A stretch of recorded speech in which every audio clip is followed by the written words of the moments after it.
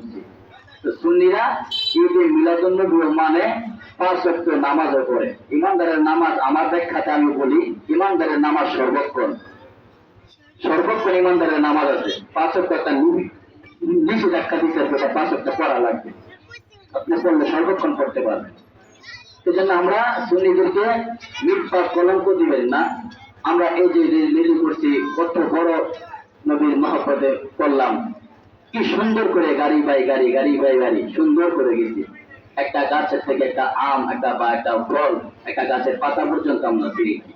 আমরা তো বাংলা জমিনে দেখতেছি অনেকে আরো মিছিল বের করে, আম চুরি করে না, বলে যেটা চুরি করে খাওয়া যায়। ওই প্রসঙ্গ যাবো না, এটা বাংলার মানুষ জানে। কেন তর্ক আমি পছন্দ করি না। ইসলাম শান্তির ধর্ম, মানবতার ধর্ম। এই জন্য ইসলাম শান্তির ধর্ম যেহেতু, আমরা চাই ইসলাম যেভাবে শান্তি, এভাবে আমরা চলতে চাই। কিন্তু মিলাদুন্নবী যদি করে আমরা ভুল করে থাকি, তাহলে আমি বলবো বাবা পিছন থেকে ভুল করছি যা না বলে আপনি একদিন আমাদের সামনে বসেন, আপনার 5টা মানুষ নিয়ে বসেন, আমরা 5 জন নিয়ে বসে যেটা সমস্যা আমরা করবো না। যদি সমস্যা সব হয় আমরা করবো না, আর যদি না এটা করা যায় তাহলে আমরা করতে কোনো অসুবিধা নাই। কোনো অসুবিধা আছে? আর এই যে মিলাদুন্নবী আমি আপনি ওই রানিয়ারা হুষ্টপুর কুটি বামনবাড়িয়া চট্টগ্রাম দিনাজপুর ঢাকা সিলেট সারা বাংলাদেশ না সারা ওয়ার্ল্ডে মিলাদুন্নবী করে সবগুলো কি না যায় ছিল করতে ভাই? করতো না। এরপরে দেখেন এখানে কোরআন থেকে তাদের কথা, সূরা ইউনূস আয়াত 58 আয়াত তাফসীর রুহুল মাআনির মধ্যে সুন্দর করে কইলেন। হাদিসগুলো তো বলবেন যে হাদিসটি কাটা বানাইছে, তো এমুকে লাগছে অমুকে লাগছে বলেন না, যেটা তো আপনার বাবা মঞ্জুর আহমদ রেবারি লাগছে, এটা মানি না। এটা তো আপনার বাবা রিজভী সাহেবুল লাগছে, এটা মানি না। এটা তো আপনার বাবা জুলাই সাহেবুল লাগছে, এটা মানি না। এটা কোরআন থেকে বলি, ওই গেটের মধ্যে দেওয়া আছে, দেখবেন কি আসলে মিলাদুন্নবী আছে কিনা। যে নবীকে পেয়ে আপনি আমি সারা দুনিয়ার মানুষ খুশি, আমার আল্লাহ খুশি, ওই নবীকে ঈদে মিলাদুন্নবী পালন করবো। এখানে এত দলিল ঠোকান কেন? দলিল ঠোকান মানে কি না মানার জন্য? যদি মানতেন যে সবকিছুর উদ্যোগ আমার নবী, আমার নবীকে পেয়ে জগৎ আরশ জগৎ কলক সবকিছুর সৃষ্টি, নবীকে না বানাইলে কোনো কিছু সৃষ্টি করতো না, তাহলে আপনি এটা মানতেন না কেন, মানেন না কেন? এই জন্য বলবো ব্যাখ্যা দেখে আর করিবেন না। ইসলাম শান্তির ধর্ম, এই ব্যাখ্যা দেখে আমাদের মুসলমানদের উপর অনেক আঘাত আনছে। এই ব্যাখ্যা দেখি আমরা চলুন ইসলামিক সব দল হাতে হাত রেখে আমরা যেটা সঠিক সেটি করবো, যেটা যায় সেটি করবো, যেটা সঠিক সেটি করবো, যেটা যায় সেটি করবো। কিন্তু আমরা বুঝতে হতো আমরা সুন্নিরা শান্তি প্রিয় দল, আজ থেকে নয় মদিনাওয়ালা থেকে শুরু করে এই পর্যন্ত আমরা সব জায়গায় প্রমাণ দিয়েছি আমরা সুন্নিরা, আমরা আহলে সুন্নাত শান্তি প্রিয় দল। যে দল কোনো মানুষের গালি দেয় না বিনা কারণে। অন্যায় করলে তোমরা কাউকে গালি দিই না সহজে, দেই না কেন? আমরা নবী গালি শিখাই নাই কেন? আমার নবী বলছে আর উহুদের জমিনে তো আমার দন্তন্য তারা ভেঙে ফেলছে, চুপ করছে, এরপরে তো আমি একবার নয় 3বার মেয়েরা প্রবেশ করছে। তো আমি পারলে তাদেরকে বলতাম না এই কাপড় সবগুলারে কাপড় বানাইয়া ফতুয়া দিতাম, আমি তো পারলাম না। আমি কি বলছি? আমি তুলে ঠিক ওরা বুঝতে পারে না, ওরা বুঝতে পারে না। যদি বুঝতে পারতো আমি রাসূলকে তারা মারতো না। যে বলতো রাসূলুল্লাহ বলেন কি এই তো আপনাকে মারলো ওরা, আর আপনি বলতেছে ওরা বুঝে নাই, যে দন্ত পর্যন্ত ওরা শহীদ করলো, আর আপনি বলে ওরা বুঝেন নাই। ওরা বুঝে নাই, বুঝলে কাজটা করতো না। তুমি একটা কাজ করো না, আমার ওই চুপ্পা মোবারক, ওই টুপি মোবারক, এগুলা নিয়ে আল্লাহর আরশ আজিমে যায় রাখি আছে। ইয়ারা চলে গেছে, এগুলাতে কি করবেন? হাসরের ময়দানে যখন আমার উম্মতরা গুনার কারণে খারাপ কিছু করার কারণে যখন সবগুলা জাহান্নামে নিতে থাকবে, তখন আমি আল্লাহর দরবারে দাঁড়িয়ে বলবো, ওগো আল্লাহ, উহুদ জমিনে মার খাইলাম, তোর পাহাড়ে কাঁদলাম, প্রত্যেকটা জায়গায় জায়গায় আমি মার খেয়েছি, কিন্তু কখনো তো আল্লাহ প্রতিবাদ করে নাই, কখনো তো বলি না এগুলো মেরে ফেলবো, খেয়ে ফেলবো, আর আমরা তো মেরে ফেলবো আর খেয়ে ফেলবো শিখছি। আর নবী বলছে এগুলা চাই না।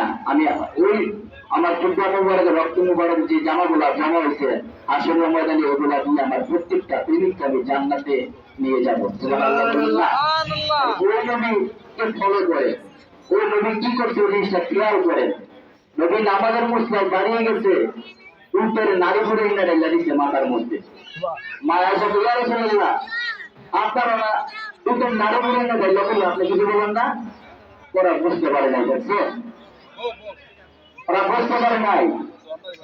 একজন এসে নবীর গালের মধ্যে থাক করে বসে দিছে, বলতেছে আপনি কিছু বলেন নাই, ওরা বুঝতে পারে নাই।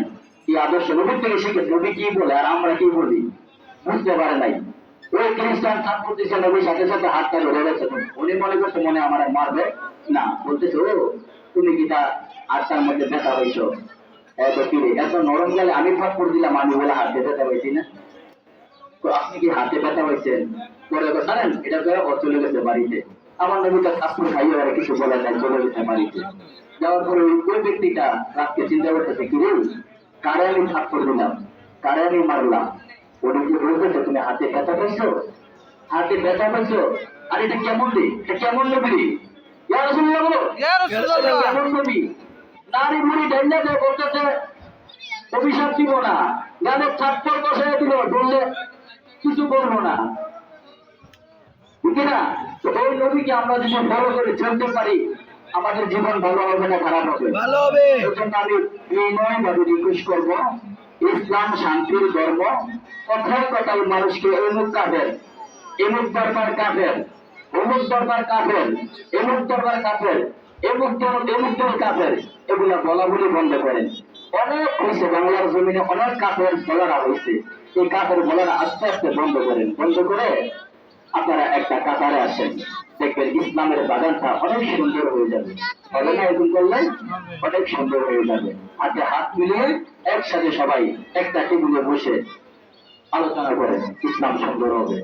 এই কাপের ঘোড়াটা যতক্ষণ আমরা ছাড়তে না পারবো, ওদিন একজনের সাথে বলছিলাম, এক বলতেছে মিসকাত শরীফের মধ্যে আছে কাপড় তুলব, কড়া শুনলি আর কি, রাগ করবেন না, কড়া শুনলি তো কাপড়কে কাপড় বলতে হবে।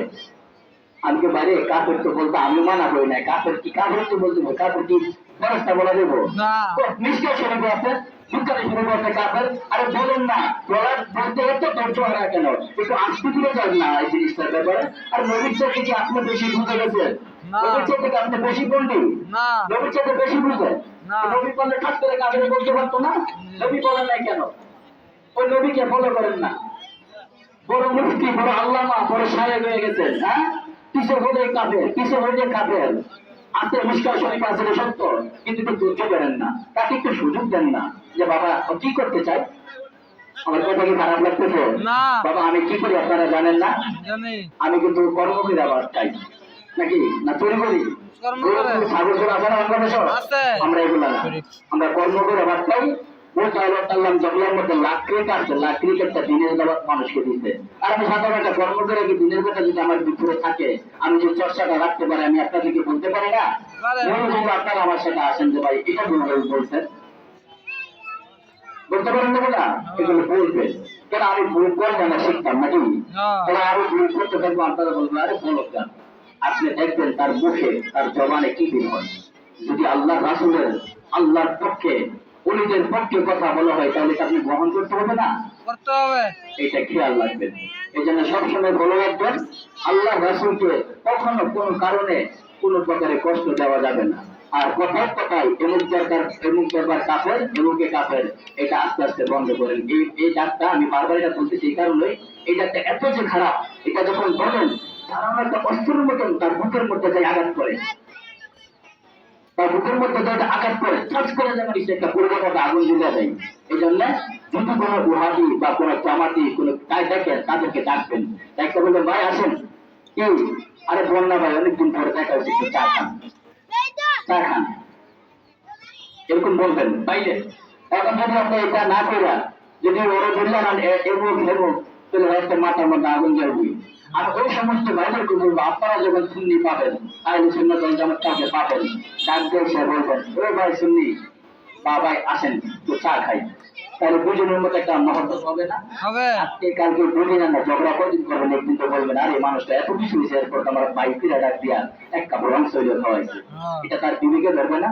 আর আপনি যদি আসছে যে বৈশাখেরা এই ভালাভালি করেন আর এইভাবে বলতে থাকেন, আর ওই দিক থেকে উনি আবার বলতে থাকবে ভালাভালি করে, তো দুই হচ্ছে বলাবলি চলবে, তো সমাধান হবে কোথায়? সেজন্য সমাধান করতে হলে কি করতে হবে? আমাদেরকে ধৈর্যশীল হতে হবে, আল্লাহর রাসূলকে ফলো করতে হবে। আল্লাহর রাসূল কিভাবে আমাদেরকে ইসলামের মধ্যে ঢুকে লাইনে লাইনে যেতে হবে, ঠিক কিনা? তাহলে এই জিনিসটা মাথায় রাখবেন। আমি কিন্তু আজকে সারাদিন গজল গাইছি, এই জন্য আমি গজল গাইতে গেলে আমি টানটা রাখতে পারবো না। আমার ছোট ভাই বলতে একটা গজল গাইন, সেভাবে টানটা রাখতে পারবো না। গজল গায়ে যে অর্থ পথে ভাঙ্গা জায়গা গলা, তো আপনারা বিভিন্ন কি গজল গাইতেছে, সেটা একটু হাসি দিবি না কমলে, হাসানের পাত্র না। তিনি মিলাদুন্নবীর মাহফিল যত পারেন তাকে কাটান, আল্লাহ রাসূলের কথা বলে, আল্লাহর কথা বলে, ইমাম দিয়া ওলিয়ার উপরে কথা বলে। আর এখানে আমি হাসাইতে পারবো না, হাসানের দিও আছে। দেখেন না, অনেক বক্তারা এসে লাউ দিয়া বাড়ি দিয়া জামাইও পুরো মেরে দিয়েছে, বলে না? আর এখানে তো সব হাসা শুরু করে। আচ্ছা ভাই, এটা কি আপনাদের বিশ্বাস হয়? কথা বলবে আমি বললাম সঠিক হলে অবলবেন, পয়সাটি বলে বলবেন, তাই বলছেন লাউ দিয়া বাড়ি দিয়া তোর কি মারণ যা